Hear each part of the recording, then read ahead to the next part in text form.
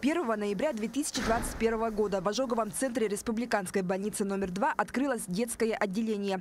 90% пациентов, которые поступают сюда, это дети с контактными ожогами, кипятком и пламенем, а также часть маленьких пациентов поступают с обморожениями.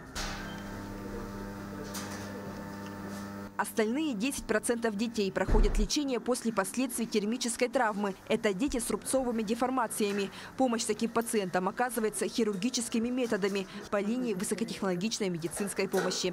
Прямо сейчас в операционном блоке проходит хирургическое вмешательство для маленького мальчика под общим наркозом. Хирург устраняет рубцовую контрактуру правого запястья руки. Такие операции проводятся обычно час или полтора. Недавно для отделения был приобретен современный аппарат гидрохирургической обработки ран. Он позволяет хирургу избирательно удалять и эвакуировать нежизнеспособные ткани. В свою очередь это способствует сокращению времени закрытия раны и общих затрат на лечение. Этим аппаратом у нас уменьшили сроки лечения детей.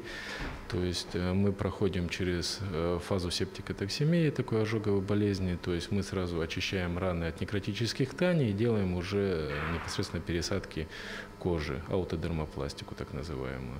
И, соответственно, уменьшается количество койко-дней, страдания детей, конечно. Сейчас в детском отделении лежат 8 детей с острыми травмами и 4 с последствиями ожогов. Среди них и маленькая годовалая девочка. В 9 месяцев она обронила на себя кипяток и получила 70% поражение тканей. В течение полугода она проходит реабилитационные курсы в центре. Сейчас мы проходим физиотерапию уже 3-й раз.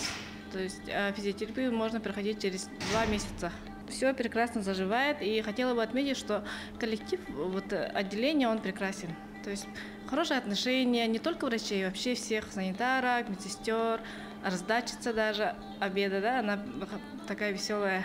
Также недавно в детском отделении был проведен косметический ремонт. Специально для маленьких пациентов сотрудники центра разрисовали палаты и коридоры различными рисунками, персонажами из мультфильмов, чтобы дети могли отвлечься и поднять себе настроение после перенесенной травмы.